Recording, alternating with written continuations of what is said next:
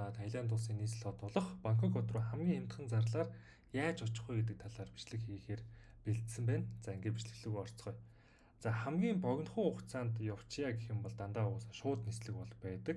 За манай Улаанбаатар хотоос Бангкок хот руу бол шууд нислэг бол манай улс бол үйлддэг ээ. За тэгтээ асуудал нь болохоор энэ бол байнгын бол тийм нислэг бол байдаггүй. Зөвхөн одоо яг оргил одоо үеэр нь бол манай Монгол улсаас одоо Таиланд улс руу бол нислэг үйлддэг гэсэн үг. Тэр нь бол дандаа өвлийн үйлрэл байдаг шүү. За тэгээд тэрэн дээрээс нь эхлээд чаптер нислэг байдаг. За хувь хүн бол ер нь худалдаж авах бол боломжгүй. Ямар одоо газар руу худалдаж авдаг гэхээр дандаа аяллаа компаниуд худалдаад авчдаг бөөндөөд хямдхан байдлаар гэсэн үг. За тэгээд аяллаа компани бол өөрсдөө ашигыг нэмээ. Тэгээ хувь хүмүүст бол тухайн тийзийг бол зардаг. За энд бол 2023 оны 11 сарын 16-ны байдлаар одоо зөвхөн тийзээ тэгээд Улаанбаатараас Бангкок, Бангкокоос Улаанбаатар руу хоёр талын нислэгийн тийзийг 2 сая 900 мянган төгрөгөөр бол одоо зарж ижээ 2023 онд. За одоо бол 2026 он болсон. Юмны үн яаж өссөнийг бол бид нэр одоо бүгдээрээ мэдж байгаа. За энэ нислэг маань бол одоо хамгийн эмтгандаа 3 сая 500 болцсон байгаа шүү. Хэрвээ та аялын газараас асуугаад үзэх юм бол за тэгээ таны хизээ явах гэж байгаа бас дундаа хэр их зайтай хэр их олон хоног та шин Таиландад амрахын те аялахын тэрнээс шалтгаалаад үнэн дэшиг бол энэ бол 4 сая 500 4 сая 700 хүртэл бол ер нь бол энэ нислэгийн үн ихсдэг байгаа шүү. Хамгийн эмтгандаа 3 сая 500-аар өнөөдрийн байдлаар бол зарагдж байгаа. За яагаад би ингээд ийм хуучин пост олцсон байна вэ гэхээр аялын компанид бол энэ үнийг бол ер нь бол харуулах дургүй байдаг. Яагаад гэвэл яг нисээд яваад сурцсан хүний хувьд бол одоо 3 сая 500-аар ниснэ гэдэг бол хэтэрхий үнэтэй нислэг юм болоод идэг. Тэгэхээр ер нь бол одоо доор нь янз бүрийн комент бичих хүмүүс дурууцгаас сэргийлээд энэ үнийг бол бичдэггүй. Зөвхөн одоо залгаж юм уу чатаар асуугаад танах тийзээ хитээр тусдан зарах юм бэ гэж асуух юм бол тэр үнийг бол хэлдэг шүү. Та бас тэгж одоо асуугаад мэдээлэл авах боломжтой. Ер нь бол хамгийн хямдхан 3 сая 500 байгаа. За тэгхгүйгээр дамжин нислэгээр өөрсдөө нислэгийг худалдаж аваад явах юм бол хамаагүй хямдхан тусдаг. За дамжин нислэгээр хоёр өөр аргаар явах боломж байгаа. За эхний арга нь бол Улаанбаатар хотоос Сөүл хот руу очоод тэгээд Сөүлийн Инчоноос цаашаага Бангкок руу нисэх. За үгүй бол Улаанбаатараас Бээжин рүү нисээд Бээжингээс Бангкок руу нисэх гэсэн ийм тусдаа хоёр арга зам бол байгаа. За эхлээд Сөүлийн үзье. Сөүл нь бол харьцангуй арай Бээжинтэй харьцуулахад үнэтэй байдаг. Тэгэхээр одоо ингээд бичлэг маань явах тусмаа бол хамаагүй хямдхан болоод ирнэ гэсэн үгийн зардал.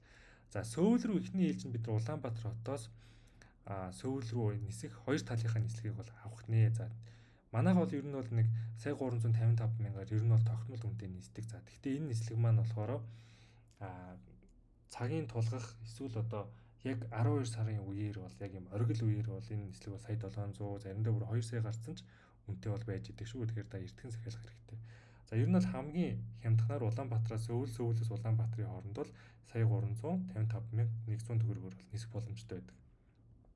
За үүний дараа та Сөүлд очсныхаа дараа Сөүлөөс Бангкок руу нисэх нислэг.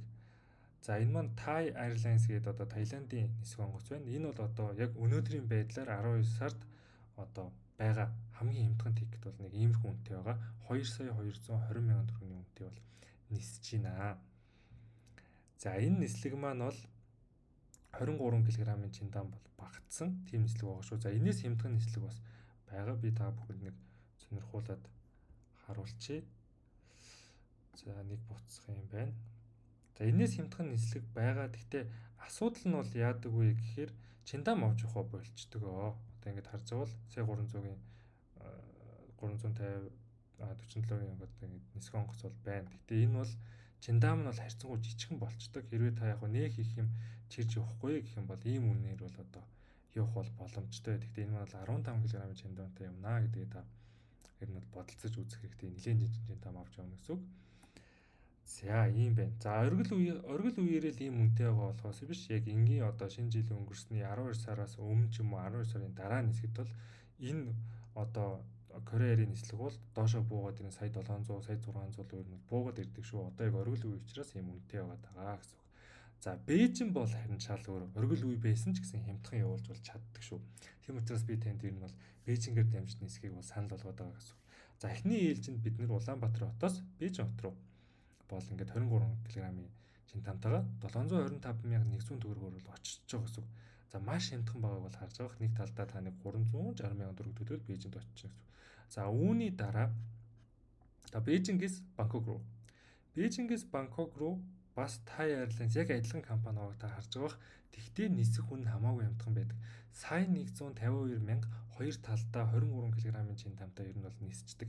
За энэ үнийг та энэ тикетийг авахын тулд групп тикет буюу 2 болон 2-оос дээш хүний одоо тикет захиалж үед авах боломжтой шүү. Нэг хүнээр бол сая 466 мянга төгрөг. Тэгтээ та ингээ анзаарах юм бол тий одоо Солонгосоос нисгээс бол хамаагүй хямдхан байгааг бол та ингээд харж байгаа баха. За энэс ч бүр хямдхан байл гэх юм бол та Улаанбаатар хотоосоо шууд Бээжин рүү газраар явах хэрэгтэй. За газраар яваад буцаад газраар ирэх төлбөр маань бол хоёр талдаа ерөөсөө 420 мянган төгрөгөнд бол багтдаг. Та 420 мянган төгрөгөөр одоо Бээжин рүү газраар очлоо. Тэгэнгүүтээ энэ сая 152 мянган нислэгээр нисээд буцаж ирэнгүүтээ буцаад газраар ирэхэд танд ерөөсөө л нэг сая 600 мянган төгрөгөнд бол та ингээд багтаад бол хүрээд ирэх нэ газраар явах юм бол бүр хямдхан болно гэсэн үг.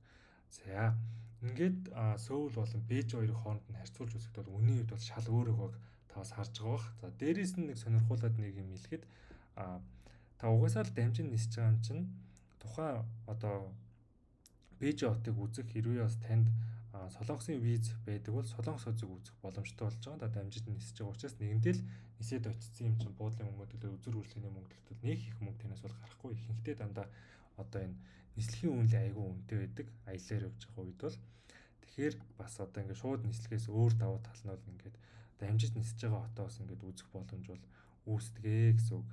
За тэгэхээр тэр талынаас та бодсож үзээрэй.